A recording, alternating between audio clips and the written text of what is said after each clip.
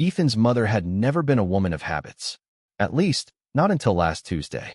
They were sitting at the kitchen table, her teacup steaming between them, when she said, for the third time in under a minute, "It's a good day for clarity." The first time, he thought it was odd. The second time, he assumed she was distracted. But the third time, she didn't just repeat the words. She repeated them with the exact same tone, the same tiny pause between good and day, her eyes not quite focusing on him. Ethan set his mug down slowly. "You already said that, Mom." She blinked. The moment stretched too long. "No," she said finally, smiling too wide. "I don't think I did." And then, like a scene resetting, she reached for her tea in the exact same motion as before, a small tremor in the pinky finger, a faint clink of porcelain against her ring. It was subtle, almost nothing. But Ethan felt, for the first time, like something behind his mother's face was adjusting. That night, Ethan couldn't shake it. Her smile, her tone, the way her hand moved as though on a pre-recorded loop. It replayed in his mind like a scratched record. The next morning, he met his best friend Marcus for coffee. Marcus had always been animated when he talked, his hands painting pictures in the air. But today, Ethan noticed something. Every time Marcus made a point, his right hand did the exact same movement. Fingers splayed, palm tilted, then a sharp downward flick, over and over. It didn't matter what they were talking about. Politics, sports, a joke about the barista, flick, flick, flick. Perfectly identical. Ethan tried to ignore it, until he remembered that his mother had made the same flicking motion the night before when she reached for her teacup. A cold pressure began forming behind his ribs. When Marcus laughed, Ethan realized something else. The laugh cut off mid-breath, like someone pressing stop on an audio file. And then Marcus just stared at him for a beat too long. "You okay?" he asked. The words were casual. The eyes were not. Ethan nodded quickly, muttered something about not sleeping well, and left the cafe earlier than usual. He told himself it was nothing, just coincidence. People repeated themselves all the time. People had habits. That night, his sister Claire called. She never called without a reason. Birthdays, holidays, bad news. But this time, she just wanted to check in. They talked about work, the weather, her garden. And then she said it. "It's a good day for clarity." Ethan froze. The exact same inflection. The same pause between good and day. "Sorry," he said. "What did you just say?" "What?" she asked, her tone warm but strangely hollow. "That line. You said." "I don't think I did," she interrupted, the denial word for word identical to their mother's. There was a faint click on the line, almost like a microphone toggling. Then her voice returned, brighter. "So, are you coming to dinner Sunday?" Ethan stared at the phone, the silence in his living room suddenly oppressive. This wasn't coincidence anymore. Sunday came. Ethan almost didn't go, but some grim need to see pushed him out the door. His mother's house was full. Claire, Marcus, a few cousins, even old Uncle Ray. Everyone chatting, laughing, moving through the kitchen. For a moment, it felt normal. Until it didn't. Ethan was pouring himself a drink when a strange hush fell over the room. Not gradually, but all at once, like someone had hit mute. Every single person froze mid-gesture. Claire's hand hovered inches from a bread roll. Marcus stood mid-laugh, teeth bared, eyes unfocused. Ethan's heart thudded in the silence. Then, with perfect synchronization, they all resumed. No one mentioned the pause. Conversations picked up exactly where they had left off, mid-word, as if nothing had happened. But Ethan knew what he'd seen. And when he finally looked up from his glass, he found Marcus watching him again, not with concern this time, but with something colder, something calculating. After dinner, Ethan offered to help clean up just to stay in the kitchen, away from the others. His mother moved beside him at the sink, passing dishes with that same uncanny rhythm. Lift, rinse, pass. Every motion identical down to the twitch of her pinky. He tried small talk. "How's work been?" "It's a good day for clarity," she replied. Ethan set the plate down a little too hard. "You keep saying that. What does it even mean?" Her hand stilled. She turned her head toward him, but not in a natural arc. It was too smooth, too deliberate, like a camera mounted on a swivel. Her mouth opened, then closed. For a fraction of a second, Ethan thought he saw her teeth shift. The edges weren't quite right, too straight, too uniform, as if they were a single molded piece instead of separate teeth. She blinked once, slow and deliberate. Language is fluid, she said finally, voice flat. We all repeat ourselves.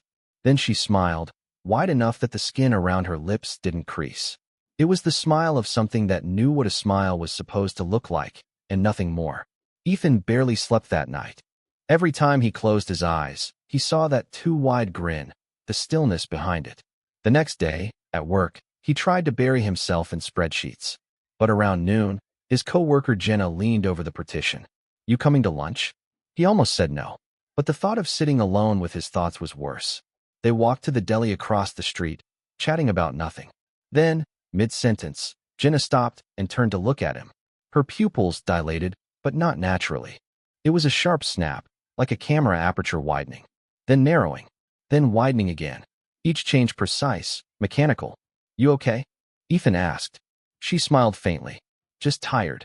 But her pupils kept clicking, wide, narrow, wide, narrow, in a rhythm he couldn't unsee. He noticed the barista's eyes doing the same thing when they ordered, and the man at the next table, and the woman outside on her phone. By the time his sandwich arrived, Ethan realized something terrifying. He wasn't sure how many humans were left. That night, Ethan locked every door, pulled the curtains tight, and turned on the TV just for noise. It didn't help. He was half watching a late-night talk show when the screen flickered. The host froze mid-laugh, eyes locked straight into the camera. The audience behind him stopped clapping in perfect unison, arms frozen mid-air. A faint hiss replaced the audio. Then, layered beneath the static, a voice, flat, without breath, spoke directly into the room. Integration at 73%. Pattern correction underway. Ethan's pulse slammed in his ears. The screen blinked again, and the show resumed as if nothing had happened. The host was mid-sentence about some celebrity divorce. The audience laughed, but Ethan's hands were shaking because he recognized that voice. It was the same voice his mother had used when she'd said, "Language is fluid." Ethan needed air. He grabbed his coat and stepped outside, the cold night air biting at his face. The street was mostly empty, just a man walking his dog, a couple leaning against a lamppost, and an old woman waiting at the bus stop. He was halfway down the block when it happened. The man, the couple, and the old woman all turned their heads toward him at the exact same moment. No hesitation, no lag, as if a single command had been issued. They didn't move closer. They didn't speak. They just watched. The dog stood still too, unnaturally still, tail frozen mid-wag. Ethan's breath clouded in front of him. He took a step back.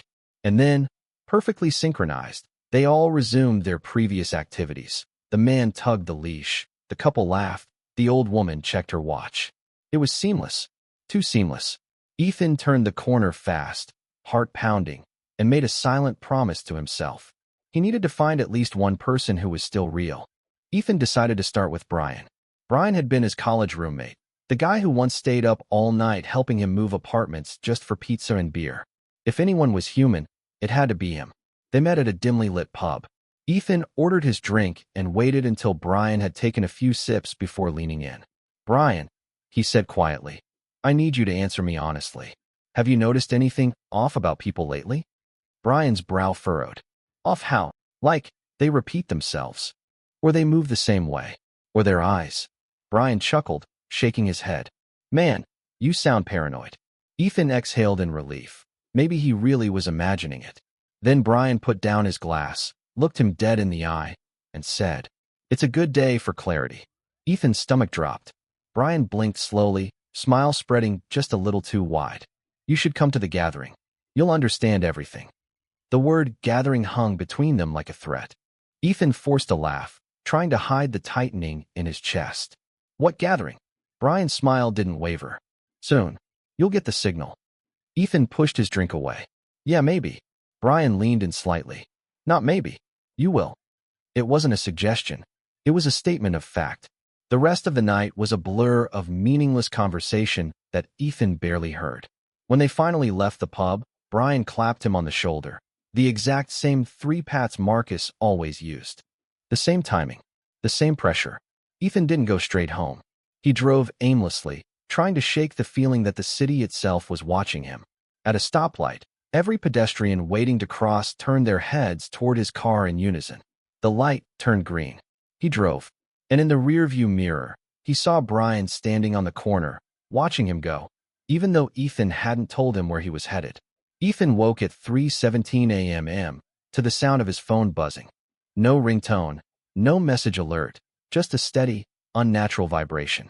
When he picked it up, the screen was black except for a single white line of text. "It's a good day for clarity." As he stared at it, the words began to pulse in rhythm with his heartbeat. He dropped the phone, but the vibration continued on the floor, rattling against the hardwood. From outside his apartment came a faint hum. At first, he thought it was traffic, but it grew louder, sharper, almost like a chorus of distant voices, humming in perfect unison. Ethan stepped to the window and looked out. On the street below, dozens of people were standing perfectly still, faces tilted toward the sky.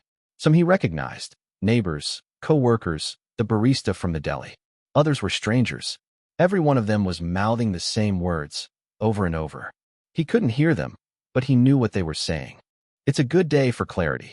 Ethan backed away from the window, pulse hammering. He grabbed his coat, ready to slip out the back stairwell, when the humming outside abruptly stopped. The silence felt wrong, not peaceful, but hollow, like the pause before something catastrophic. Against his better judgment, he glanced up at the sky. It was wrong. Not the stars, not exactly, though they looked too sharp, too fixed, like stickers on black glass. But the sky itself seemed to ripple, as if a thin film were stretched over it, and something massive was pressing from the other side. Then, just for an instant, the world stuttered. The rippling froze mid-motion. Every streetlight flickered off, plunging the block into total darkness. When the lights came back, the people below were gone. All of them. The street was empty except for a single scrap of paper tumbling along the pavement. It caught against the curb. Ethan squinted at the handwritten message. "Gathering, 11 p.m. Hollow Point." And underneath, in smaller letters, "Attendance is mandatory." Ethan didn't know Hollow Point. He'd lived in the city for years, but the name meant nothing to him. He searched online. Nothing. No map results. No history. No businesses. It was like it didn't exist. But when he typed it into his GPS, the screen flickered and a single route appeared. No street names, just a pulsing red dot at the edge of the city. Estimated travel time, 23 minutes. He slammed the laptop shut. He wasn't going. Except, he couldn't stop thinking about it. The compulsion was subtle at first, a faint tug at the back of his mind. Then it grew stronger, like a magnet pulling on something buried inside him. By 10:30 p.m., he was already in his car, hands gripping the wheel too tightly, headlights cutting through the empty streets. The GPS gave no spoken directions, just the pulsing dot, each flash syncing perfectly with his heartbeat. And as he drove, he began to notice figures in the shadows along the road, motionless, watching, always watching. The farther Ethan drove, the more the city seemed to dissolve around him. Streetlights grew sparse, buildings melted into dark silhouettes, and the pavement beneath his tires became unervingly smooth. No cracks, no markings, no signs. The GPS dot pulsed brighter now, almost blinding in the otherwise black interior of the car. He realized he hadn't turned once since leaving his apartment. The road simply stretched forward, straight and endless, like it was drawing him in. Then, on the horizon, a faint white glow began to swell. Not like a building's lights, more like an artificial sunrise. Shapes moved in front of it. Dozens, maybe hundreds. Ethan's hands ached from gripping the wheel, but when he tried to ease up, he couldn't. His muscles refused to obey. The glow grew stronger, outlining the figures ahead in stark silhouette. They stood in perfect formation, shoulder to shoulder, all facing the same point beyond Ethan's view. And when his headlights finally swept across their faces, he saw they were smiling. Every single one of them. Ethan slowed to a crawl, but the car seemed to roll forward on its own, as if the road itself were pushing him. The figures parted without a word, opening a narrow path that led to the source of the glow. It was a clearing, perfectly round, too perfect to be natural. In its center stood a tall, metallic structure like an obelisk, humming faintly. Its surface shimmered, not reflecting light, but swallowing it. Around the obelisk, the crowd formed a ring, all facing inward. Ethan counted at least 100 people, though their stillness made them feel more like statues. Then he saw them, His mother, Claire, Marcus, Brian, all standing shoulder to shoulder, eyes fixed on the structure, faces lit with that same mechanical smile. No one acknowledged him, not even his family. The hum deepened, vibrating in his teeth. And then, all at once, the entire crowd turned their heads toward Ethan, perfectly in sync. The moment their eyes locked on him, Ethan felt an impossible pressure in his skull, as if invisible hands were prying it open from the inside. He clapped his palms over his ears, but the voice wasn't coming from outside. It was inside. Integration incomplete. One unit remains unaligned. The words had no tone, no breath, but each syllable carried weight, vibrating through his bones. The crowd began to step toward him, moving as one. Their feet made no sound on the ground. Ethan stumbled backward until he hit the hood of his car. "What do you want from me?" he shouted. The voice answered instantly, "To correct the pattern." And in that instant, Ethan understood. The repeated phrases, the identical gestures, the perfect synchrony. It wasn't mimicry. It was programming. And he was the last one who hadn't received the update. Two figures broke from the crowd, his mother and Brian. They moved with that smooth, mechanical precision, their eyes locked on him, unblinking. Brian reached into his coat pocket and pulled out a small, silver device no larger than a deck of cards. Its surface pulsed faintly, the same rhythm as the GPS that had in his car. Ethan backed up fast, but the crowd shifted, closing ranks behind him. His mother stepped closer, holding her hands out in a calming gesture that looked rehearsed, her pinky still twitching the way it had over the teacup. "It won't hurt," she said, voice flat. "You'll understand. We all understand now." The device in Brian's hand emitted a faint click. Ethan's vision swam for a second, like a film reel skipping frames. He felt something tug at his thoughts, rearranging them. And then, deep inside, a single phrase began to rise unbidden. "It's a good day for clarity." Ethan bit down hard on his tongue, tasting blood, forcing the words back before they could escape his lips. Brian's smile twitched, the first imperfection Ethan had ever seen. That twitch, it was small, but it shattered the perfect symmetry of Brian's expression. Ethan seized on it like a lifeline. He lunged, grabbing Brian's wrist before the device could touch him. The movement caught the others off guard. For a fraction of a second, the entire crowd seemed to hesitate, as if their program didn't know how to process resistance. Ethan twisted Brian's arm, and the device clattered to the ground. The hum from the obelisk faltered, dipping in pitch. Several people in the crowd jerked their heads in the exact same stuttering motion, as though their internal signals were briefly scrambled. Ethan stomped on the device. It shattered, releasing a burst of sharp, metallic-smelling air. For an instant, his mother's smile faded, her eyes darting in confusion, a flicker of her. Then the crowd seemed to reboot. Every head snapped toward him again, smiles resetting, eyes cold. Only Brian's face remained broken, the twitch still there, his gaze slightly unfocused. And in that glassy stare, Ethan saw the truth. The pattern could be broken. Ethan didn't wait for them to recover. He shoved past Brian and sprinted toward the gap in the crowd, aiming for the dark road beyond the clearing. Behind him, the synchronized footsteps started, dozens of them, moving at exactly the same pace, exactly the same distance apart. The sound was like a single, massive creature running after him. The hum from the obelisk surged, pressing against his skull, trying to slow him down. He pushed harder, lungs burning. Branches whipped at his face as he hit the treeline. The ground sloped downward, rocks and roots catching his feet, but he didn't dare stop. Then, a break in the pattern again. A stumble. Just one footstep out of sync. He glanced back and saw Brian, lagging a few steps behind the others, his twitching face lit faintly by the glow from the clearing. "Ethan." Brian's voice was strained, ragged, human. "Don't let them." A hand shot out from the crowd and yanked him back into the mass. His voice was gone, and Ethan was alone in the dark. Ethan barreled through the trees, aiming for where the road should have been. His legs screamed, his breath came in ragged gasps, but the thought of those synchronized footsteps kept him moving. Finally, he saw an opening ahead, moonlight spilling onto asphalt. Relief surged through him.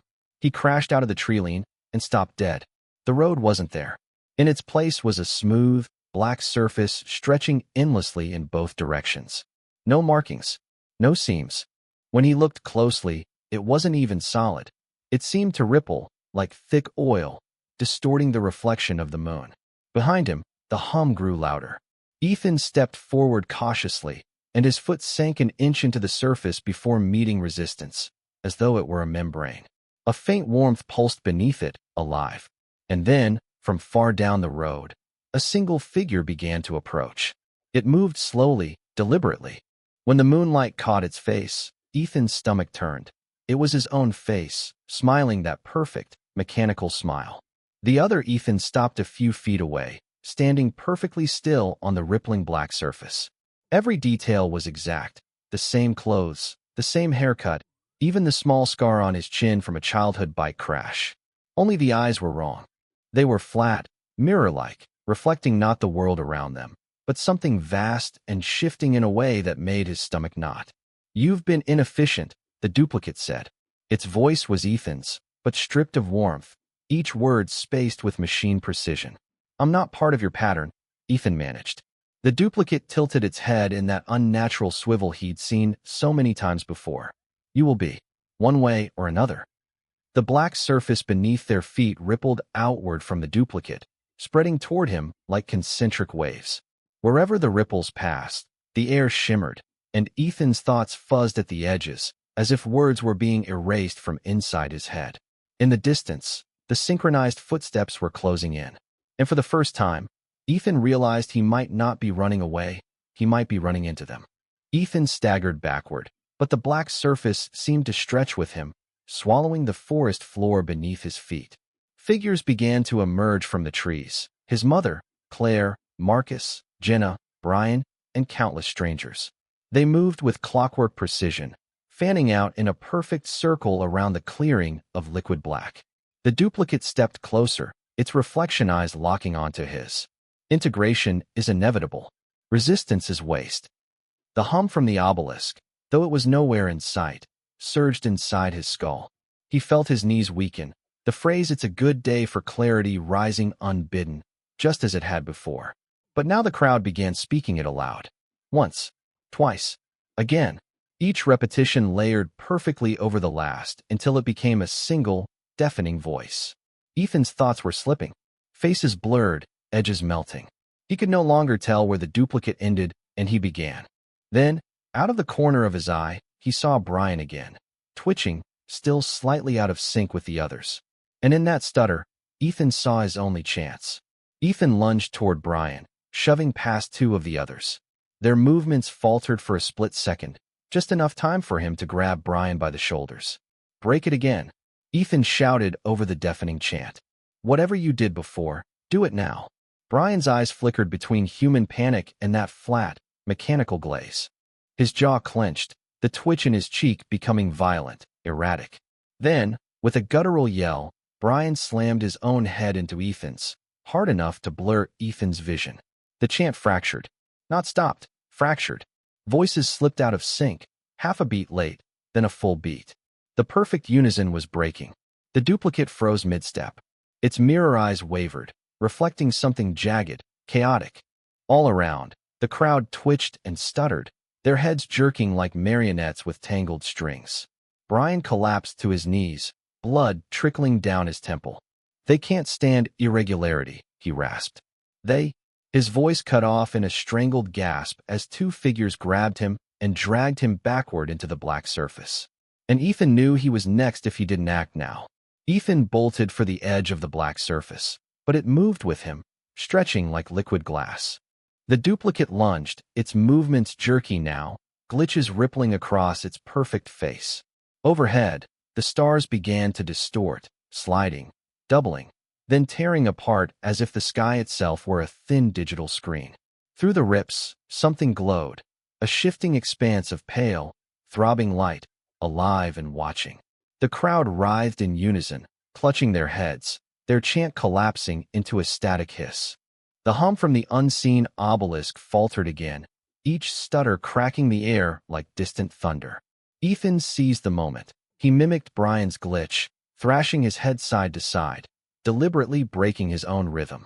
The effect spread like a virus. The nearest figures spasmed out of sync, triggering more to falter, the perfection unraveling in waves. The duplicate's voice distorted, spitting fragments of words. Clarity, corrupt, integer. A jagged tear split the black surface beneath Ethan's feet, and for the first time, he saw what lay underneath. It wasn't ground. It was faces, hundreds of them, staring up, mouths open in silent screams. The sight rooted Ethan in place. The faces beneath the surface were pale, stretched thin, their eyes wide with a pleading he felt more than understood. One of them was his own, not the duplicate standing before him. This was another him, eyes wet and desperate, mouthing words he couldn't hear. The duplicate stepped closer, its body glitching violently now, limbs snapping into wrong positions before resetting. "You're not breaking free," it said in a warped version of his own voice. "You're breaking open." The crowd surged toward him, no longer perfect, but erratic, animal. Brian's twitch had infected them, the pattern collapsing. And yet, through the chaos, they moved with a new purpose, to drag him into the surface. The black membrane rippled under his heels. He fought backward, but it clung to his shoes, pulling him in.